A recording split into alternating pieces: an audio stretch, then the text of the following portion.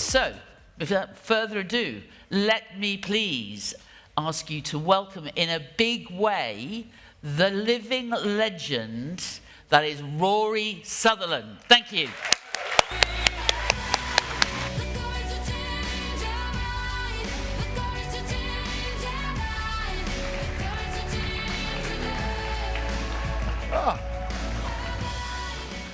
I've got to rush through this. The people in the front 3 rows, of course, being paying Mad Masters things, you get extra eye contact as well as part of the deal.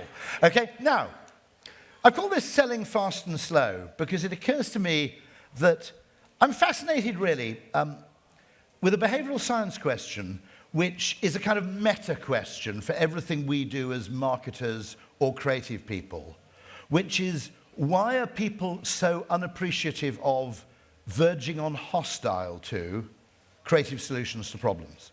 That's the really, really interesting question, in fact. Because when you look at what you're doing when you're actually applying creativity to a problem, you're looking at it in different ways and expanding the solution space. You're giving people, almost for free, 5 different ways they could look at the problem and solve it differently.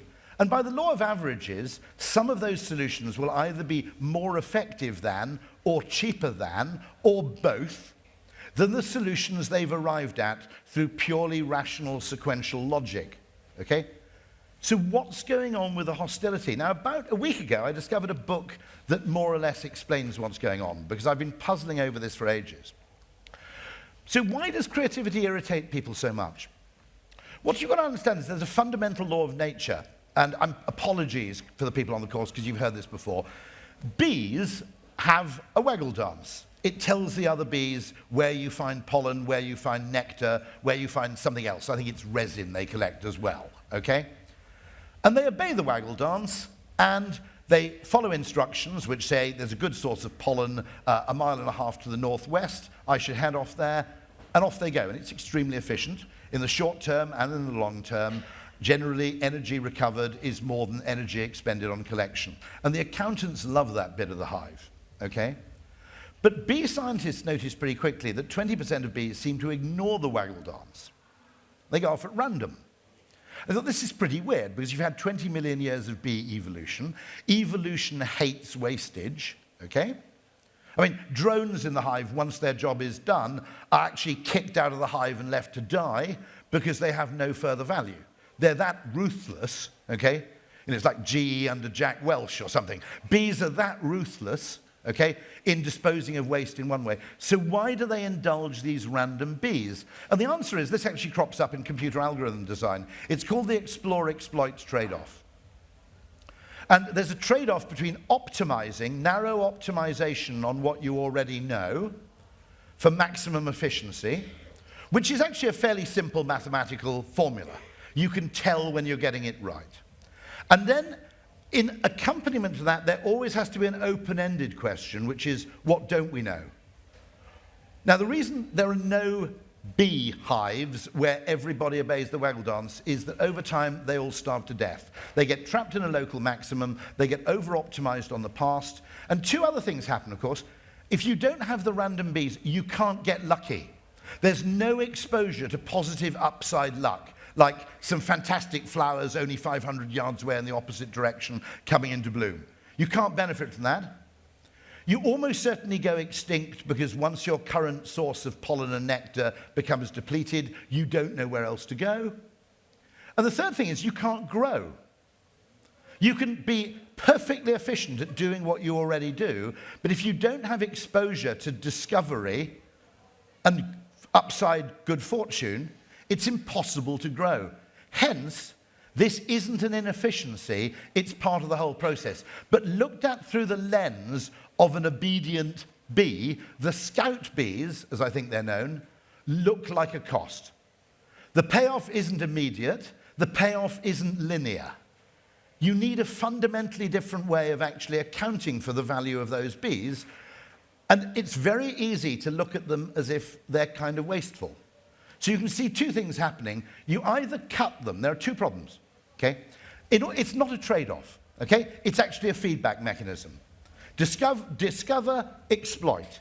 It doesn't work unless you know how to exploit what you've discovered, but it also doesn't work if you purely exploit without discovering. It's actually a benign feedback loop. It's not a trade-off at all. But there are two things that cause that feedback loop to break, one of which is that you refuse to invest in explore because you're too busy doing exploit, and you don't understand the point of explore because you have to meet your next quarterly target, okay? Or the bees that make a discovery come back to the hive and no one fucking listens to them, okay? And I think we can see in modern business both of those things happening in parallel, right? Which is, can we cut back on everything which isn't contributing to our short-term financial, measurable, quantifiable goals? And when these people come in and say, there may be actually another way to get pollen, we fucking ignore them.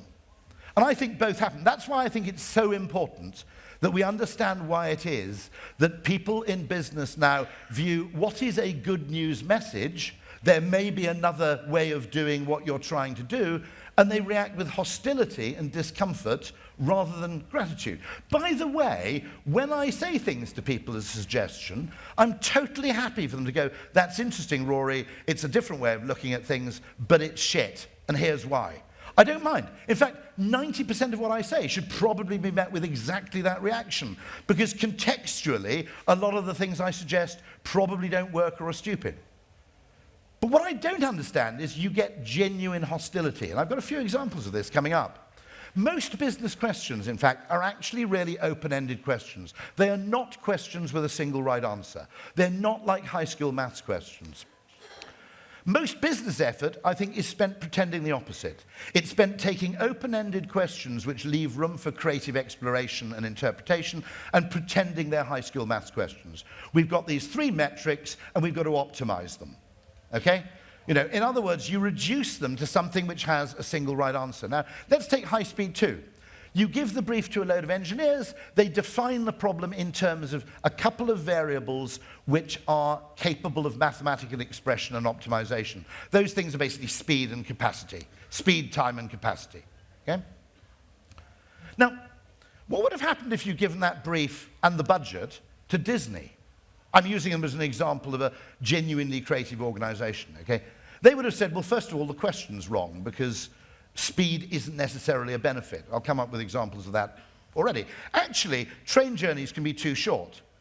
There's evidence that people actually live further from work than they actually could because they prefer to have a kind of mental buffer between the 2 spaces. It's me time, your commuting time. Well, I'll come to that later. Disney would have said the right question to ask is, how do you make the journey from London to Manchester by train so fucking enjoyable? They probably wouldn't have said that, they're a clean family organisation. How do you make the journey from London to Manchester by train so enjoyable people feel stupid taking the car? People feel if they drive to Manchester, they're actually missing out. That's a much more interesting question, which you could solve, actually, much more economically than by fetishizing speed and capacity. Why does that question never get asked? Because it's an open-ended question. It doesn't have a single right answer. It requires some sort of imagination and subjective judgment to decide on the right solution. Is it champagne on the trains? Is it ball pits on the trains?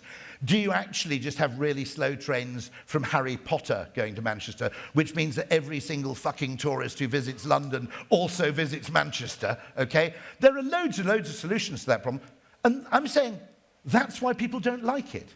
They're much more comfortable in an institutional decision-making setting making a model which has a single notionally right answer, which is actually a bit crap, because you don't get blamed for it. If you can practice what I call effectively performative rationality, you can give the illusion that you've arrived at your recommendation through a series of data-driven, rational, sequential, logical steps, okay? It may be a pretty crap answer to the question, but you won't get into any shit, okay? Now, this is basically what everybody tries to do, and we're doing it all the time, partly to avoid blame, I think, partly to win arguments. We're pretending that complex questions which submit to genuine creativity, redefinition, exploration, We're pretending they're mathematical optimization problems. And if you want a discipline that does this dishonestly to an absolutely hideous degree, it's mainstream neoliberal economics. It basically takes every problem, takes a couple of mathematical factors, usually something like price, okay, and basically says, here's your answer. By definition, the creative opportunity cost of pretending that questions are these kind of questions is absolutely immense. This is the book I mentioned, which you must all read, because I think it has massive explanatory power in effectively saying that people are effectively using rationality, processes, computerization, they'll soon be using AI, but they're using these things effectively to design processes which absolve them of blame. Effectively, a large part of scaling up requires these things he calls unaccountability sinks. But they're effectively the kind of decision that doesn't look like a decision because you've pretended it's a completely rational, inevitable course of action, okay? And as a consequence of doing that, you've destroyed any possibility for more creative, more interesting modes of approach. The truth is, in real life, there's never a single right answer. There's more than one way to be right, okay? And one of the things is that, by the way, sometimes, as I say, the opposite of a good idea is another good idea. And someone said, I'm always quoting you saying that. And I go, actually, I have to confess, not me. It's actually Niels Bohr in a conversation with Einstein. Was the first person. Bohr said, in boring physics, the opposite of a good idea is wrong. In kind of high complexity physics, the opposite of a good idea can be another good idea. It's also true, not only in high complexity physics, it's true in psychology. Sometimes we want to do things fast, okay? Now, virtually everything in our modern world is being optimized to save time. But sometimes we like to do things slow, okay? The actual time consumed in the pursuit of this activity contributes to the meaning, enjoyment of the activity. Now, it is impossible to have a single optimization model where people might respond in two completely different ways to the same thing. And so as a result, the opposite always gets completely frozen out. I make this point time and time again. I had the insight, actually, the perfect example. Apologies to people who've had to listen to this for the second time. I was going on stage, and like all people who go on stage, you go and have a piss 5 minutes beforehand. It's a nervous thing, okay? And some bloody prankster had swizzled the nozzle on the wash basin so it was pointing upwards. And so as soon as I went to wash my hands, it deposited a vast quantity of water on the front of my beige trousers, okay? Now, to be honest, you could probably get away with that in your 20s. In your 50s, that's not a good look, okay? So I tried the hand dryer, absolutely no dice. I would have had to barbecue my own genitals in order to actually achieve the desired effect. And I went outside preparing to do a runner, basically, okay? And then a miracle happened. It started to rain really, really heavily, the way it does in London very, very rarely. And I walked out into the street and just stood in the rain for 5 minutes until I was completely drenched, you see? And admittedly, everybody thought that's strange. She seems to have fallen into a swimming pool. But it was better than the alternative interpretation. So what I mean is, sometimes in life in psychology, you need to dry the wet patch, but sometimes the answer is to wet the dry patch, okay? They both work. A lot of great advertising takes a weakness and turns it into a strength. Good things come to those who wait. This is one of my favorite psychological ideas of all time. It's the Uber map. Don't change the time people spend waiting for a cab, okay? Improve the quality of the waiting time by adding a high degree of certainty. The thing people really mind in waiting for things, really useful psychological insight, is it's not actually the duration, it's actually not knowing. People would rather basically wait 15 minutes for a train knowing there's a train coming in 15 minutes than wait 6 minutes for a train in a state of total uncertainty. This is the story I was telling you about, where a creative and useful insight was met with hostility. Now, I've got to be really careful not to name them in case I get them into trouble, but a brilliant person I've worked with who's kind of a psychology person at Transport for London. I'll keep it vague. I'll keep their gender hidden as well, okay? But they came up with lots and lots of robust research that showed that people actually quite enjoyed their commute. Now, It's quite interesting. I think, by the way, it was more male than female, slightly. There was a slight gender bias in it, if I got that right. And I can explain that very easily. Men are like skyboxes. They've got a standby mode, okay? They just switch off and stare, okay? Okay, what is the sport with the single greatest gender difference in the world? I think it's course fishing. Course fishing is basically staring with equipment, okay? That's basically it, okay? So men particularly like staring into space thinking of absolutely nothing. He went and reported this finding, and everybody involved in transport planning said, you can't say that. You mustn't say that. Do not reveal that research. And he said, well, why? It's true. And I've mentioned the fact that people live further away from home than they really should. And he said, all our models rely on the assumption that time spent in transit is a disutility.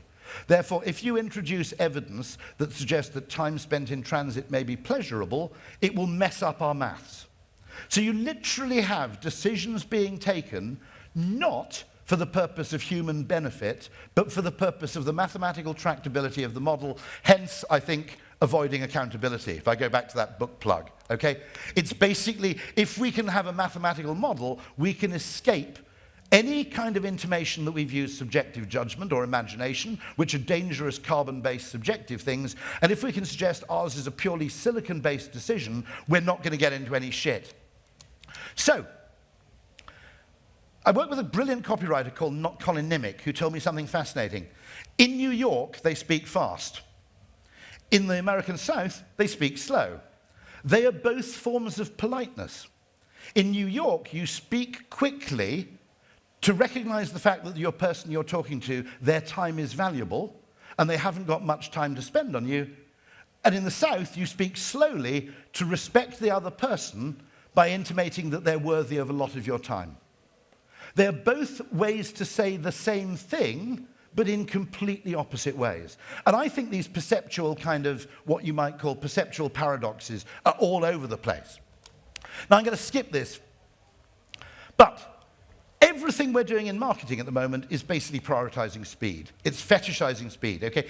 If you look at things like programmatic marketing, these things are massively weighted towards people who will make short-term purchases very quickly through low-cost media, to a point where that's starting to define who people's customer base is. Your customer base is your potential customers, some of whom may be cheap to convert, some of whom may be expensive to convert, some of whom may be quick to convert, some of whom may be slow to convert. And what we're doing with programmatic is we've created a ridiculous feedback loop where your propensity to interact on impulse in low-cost channels is effectively what defines your value as a customer. Not your actual lifetime value or anything like that. It's merely your readiness to actually produce what you might call high-speed, attributable data, justification, very, very rapidly. I would suggest that the people who are easy to sell to are probably potentially in long-term respects not your most valuable customers. I'll give you a nice story. Everything important takes fucking ages. We assume when we look back at history, you know, Mary Wortley Montagu came up with variolation. It was a massive marketing. The basic effort there was not the discovery of the thing, it was the marketing of the idea. She ultimately won because she persuaded the royal family to variolate their children against smallpox, and once the royal family did it, everybody else followed on. It's actually a marketing challenge. Edward Jenner came up with a much better thing, the cowpox vaccination for smallpox. He basically had to spend 15, 20 years of his life changing people's minds. Changing people's minds is inherently slow. You cannot rush it.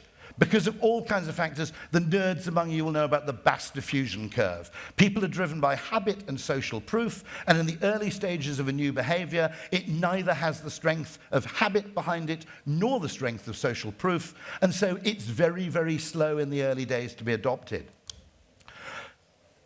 Electricity, we completely forget the fact that the electrification of the British, and in this case the Irish home, actually required a marketing budget, and actually took about 30 to 40 years. That's an ad basically going, it's a really good idea to have electricity in your home. I'll talk about it in more detail later. This is one of the most fascinating things because it's a Dixie piece of communication, it's a Southern piece of communication, in that they wrote handwritten letters to everybody in the street because they had triplets, they wanted to move back to what's that place in Derbyshire with the wonky church? I think it was there, anyway, Chesterfield, isn't it? And they couldn't find a house they wanted. So they found the street they liked and chose the houses they could afford to buy on it, which weren't on the market, and they wrote handwritten letters to all the owners of those houses, explaining their circumstances and saying, would you like to sell? About 5 people, I think, 6 people got back to them. They had about 5 house tours. I think 3 people made an offer and they bought a house. Now, do you just realize how weird this is? None of those people had their house on the market, okay? Now, on the strength of a piece of direct mail, which is a high investment, low speed, slow form of communication, okay? Handwritten direct mail is about as slow, it's about as kind of southern as you might get, okay? People who thought their house wasn't for sale decided that it was. That's a massive decision, okay? You'd think, well, there's obviously no point in trying to persuade people to sell their houses because if they wanted to sell their houses, the house would be on the market. Turns out it's not the case at all. This is a brilliant business called Inkpact, which actually sort of semi-automates the process of producing handwritten letters. The success rate they have is astronomical. You know, literally response rates which are 10, 15, 20 times higher than you get in any other medium, and maybe 100 times higher than you get in digital channels. I would argue that the effort, the expenditure of time, in southern terms, is fundamentally perceived as commensurate with the scale of a decision. Effectively, when we as humans process a message, we sort of process how much effort, time, and love has gone into the creation of this message, and we pay attention to the message accordingly. It's costly signaling of a kind, and this is the ultimate costly signaling. Actually, the lady from Inkpact, Charlotte, is it somewhere floating around? Over there, waving. There we go. Okay. It's an extraordinary business. It makes no sense until you realize that the opposite of a good idea is another good idea. I bought one of these. Get them. They're fantastic, okay? I did have to contend with my wife, who used to work in procurement, and has tedious, banausic questions like, why are you spending £800 on a tap when you can buy a kettle for £50, okay? But they said, don't worry, we'll give you a demonstration for your whole family at our showroom in Manchester. I said, look, I like Manchester and I like cookers, but I'm not going to go. They said, no, it's an online Zoom sales pitch. Lasted about 20 minutes, okay? It's an expensive way of selling a tap. Point is, I wouldn't have bought a tap otherwise. I wouldn't have bought one of them otherwise. That's the time it takes to make that kind of sale. It's expensive offering people a test drive, but that's the price of selling a car.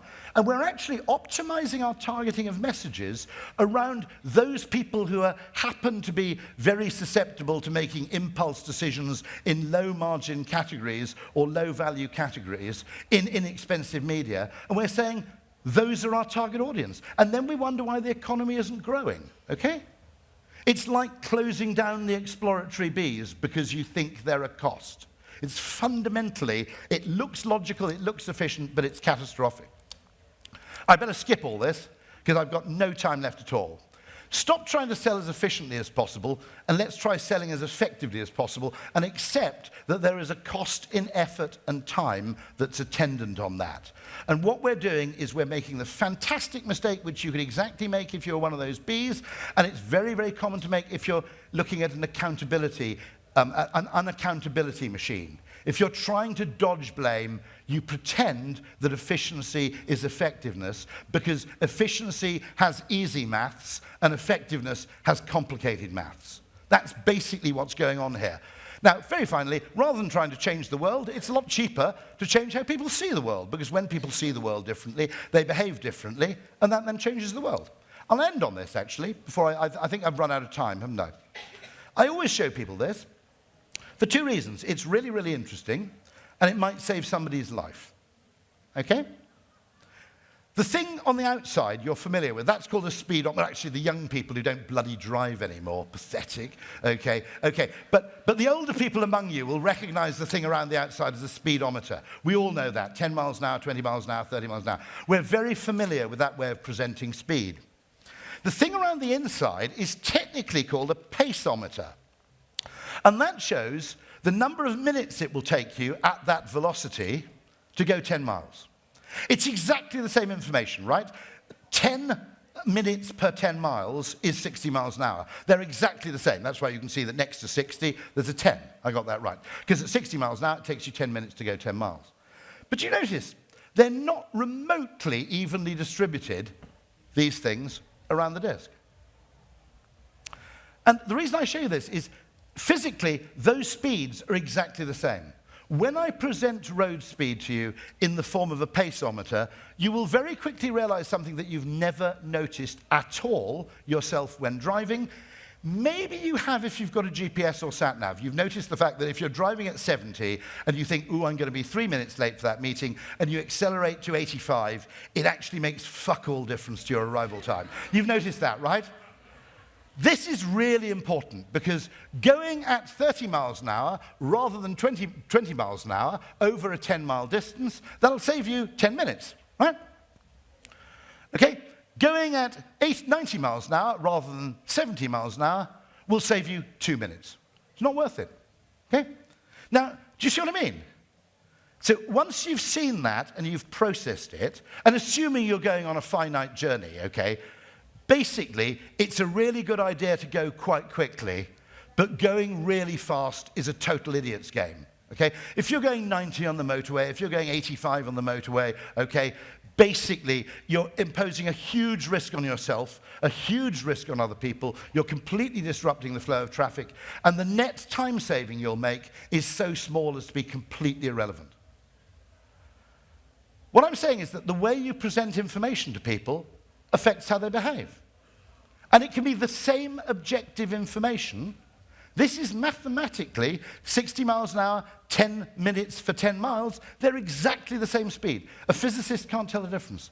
Psychologically, if you present the information in two different ways, it has completely different effects. Now, I realize I've run out now, but this is the point I'm going to make.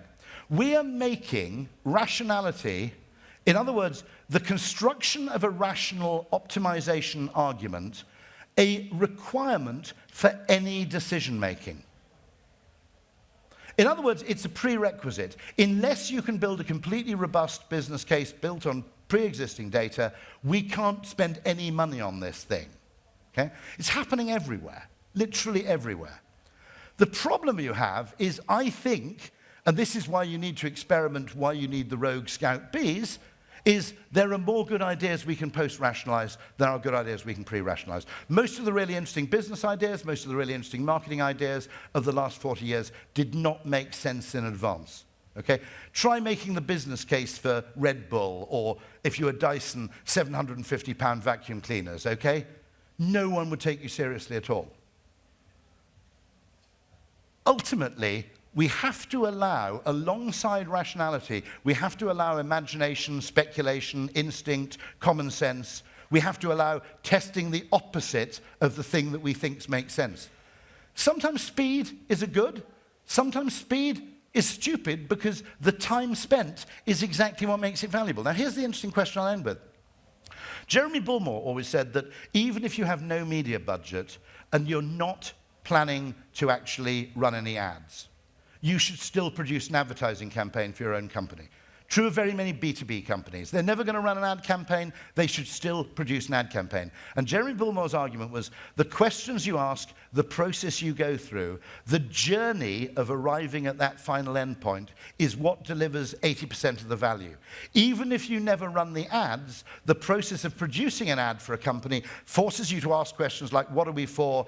Who do we serve? All those things which And it forces the company to answer questions, open-ended questions, which it will otherwise duck out of, because they're open-ended. You heard what I said earlier, okay? Now, what I think we'll do with AI is potentially catastrophic. Many of you, when you were students, if you were students, wrote student essays, right? I'm fairly confident that none of you, very few of you have kept them, and you certainly haven't reread them. In fact, I'm confident in saying that nearly all of them are completely shit and of no value whatsoever to anybody, even if they survive in your garage anywhere. But that's because the value of the essay wasn't in the essay, it was in the process you had to go through to write it. Okay? It was the effort you had to make, the questions you had to ask, the books you had to read, the effort you had to go through to get to the end point was more valuable than the end point. It's a bit like a cruise ship. Nobody boasts about how fast a cruise ship is, because the whole point is the time on the ship is supposed to be part of the holiday, right? What we will do, I think, with AI is we will leap straight to finished ads. We'll congratulate ourselves on the incredible efficiencies and the acceleration, But rather like AI-written student essays, AI-written student essays may be better and certainly faster than human-written student essays. But in overall terms, they're completely worthless because you've actually bypassed the painful process, the time-consuming process, which is what the whole thing is about in the first place. Okay, so that's me, okay? I only have one final suggestion. This comes from Herodotus, and he describes Persian decision-making. I made this example that creative people always have to present their work to rational people for approval. It never happens the other way around, okay? You never get accountants going and saying, it seems like it's 7.3, but I'll just share it with some really wacky people to see if they've got alternative ideas. So there's this complete Ian McGilchrist left hemisphere one-way street where everything right brain is ratified by the left brain, but the left brain is allowed to run completely riot without actually being forced to actually frame questions in different ways. There is a possible solution. Herodotus records that the Persians, whenever they had to make an important decision, they debated it twice among themselves, once sober and once drunk. And only if they agreed in both states, if it appealed to sober self and pissed self, okay, and if pissed self didn't manage to come up with a better idea than sober self, okay, then they'd enact it. I think we could borrow from that. So my final question is, we're assuming we always optimize for reduced time, despite the fact that a lot of human activities, never a good idea to make sex, by the way, a high-speed activity, 3.2 minutes, that's my personal best, okay? Right, there are lots of things which of necessity take time, where the time is part of the value of the whole process. I don't see anybody who's looking for a single rational optimization, the definition of a problem. I don't see anybody out there effectively going, but what if slower's better? It's never being asked. And I think that's a question we all need to ask. So thank you very much indeed. Especially thanks to the people in the front. And